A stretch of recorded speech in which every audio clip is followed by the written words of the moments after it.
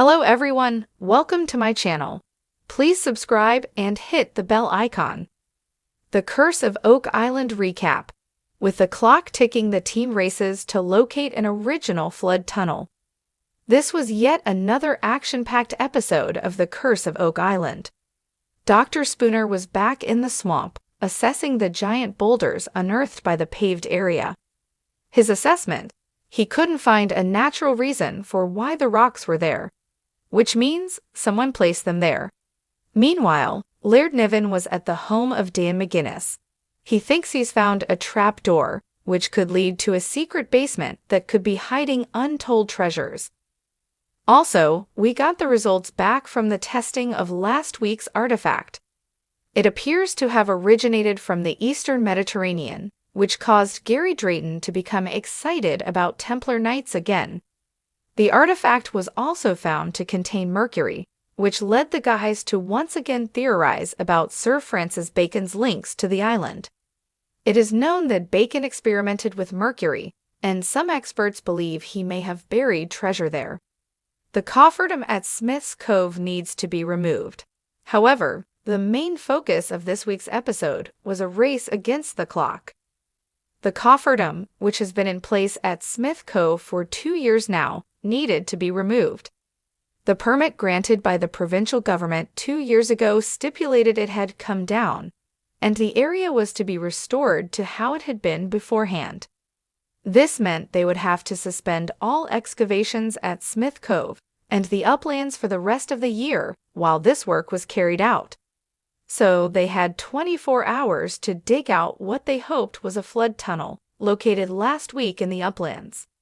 Billy Gerhardt pulled up a broad beam with a digger, which was assessed by Terry Matheson. He declared that the axe markings in the wood meant it was from about 1769. This meant its original work, put there by someone burying treasure. Then, at approximately 60 feet down, the guys thought they might have found it. The hole they dug wasn't stable and could have collapsed at any moment. They sent a camera down on the digger's bucket. Flood tunnel or hole on Oak Island? Looking at the footage, Rick and Marty Legina mused over whether it was a hole or a tunnel. After consulting with the guys, they declared it must be an original tunnel.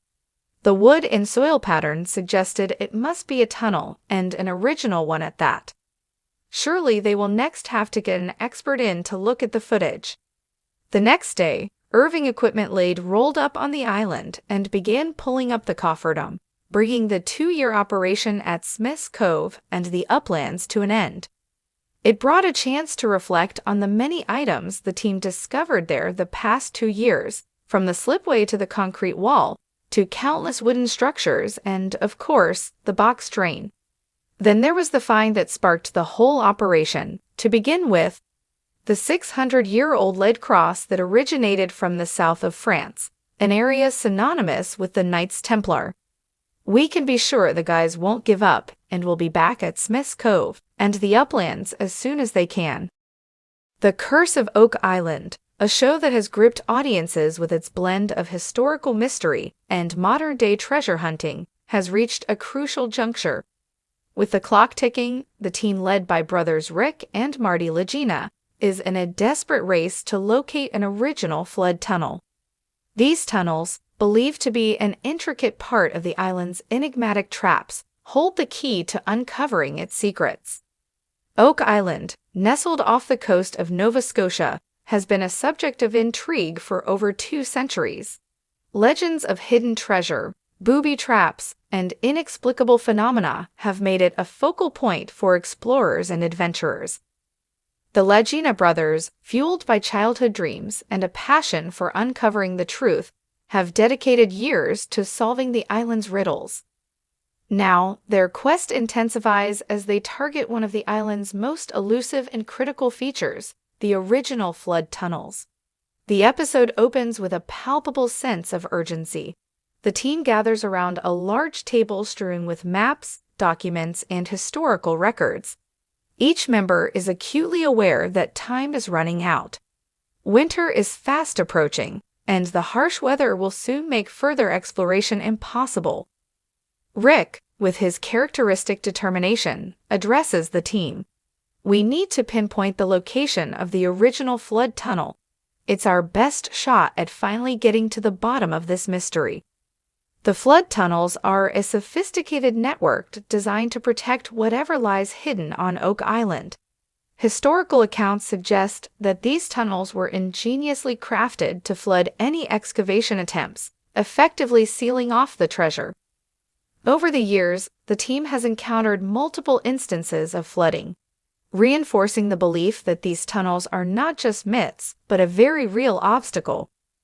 Marty, always the pragmatist, emphasizes the importance of a strategic approach.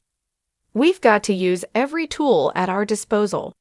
Ground-penetrating radar, sonar, historical analysis, everything. This is our Hail Mary." The team agrees, and the atmosphere shifts from one of urgency to one of focused determination. They start by reviewing the data from previous digs and surveys. Marty points to a spot on the map where they recently discovered a potential flood tunnel.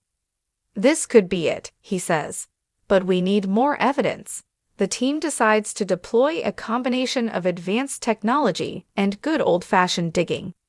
As the crew sets up the equipment, the camera captures the stark beauty of Oak Island. The autumn leaves create a picturesque backdrop, a stark contrast to the grim and muddy work at hand. The ground-penetrating radar scans the area, and the team watches intently as the data comes in. "We're seeing some anomalies," says Craig Tester, the team's expert in engineering and analysis. "It's not definitive, but it's promising." With this new information, the team begins to dig. The sounds of heavy machinery fill the air as they excavate the targeted area. Every shovelful of dirt is a step closer to uncovering the island's secrets. The tension is palpable. Everyone knows that one wrong move could trigger the flood traps. As they dig deeper, they encounter a layer of ancient timbers. The wood, preserved by the island's unique environment, is a significant find. "This could be part of the original tunnel," says Rick, his voice tinged with excitement.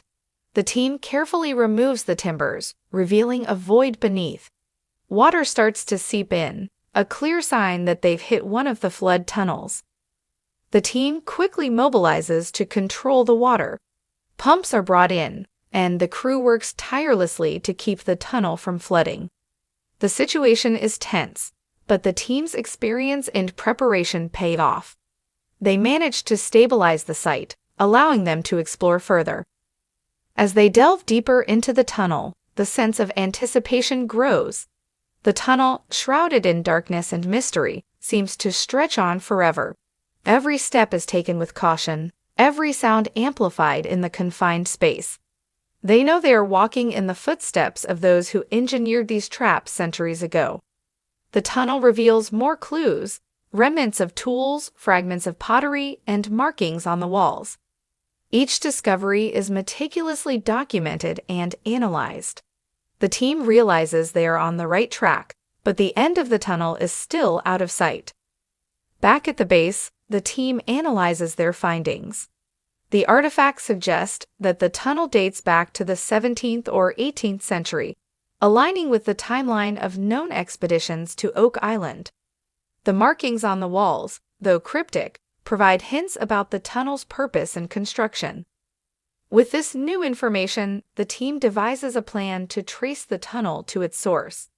They believe it will lead them to a chamber where the treasure or significant artifacts might be hidden. The race against time continues, but the team is more determined than ever.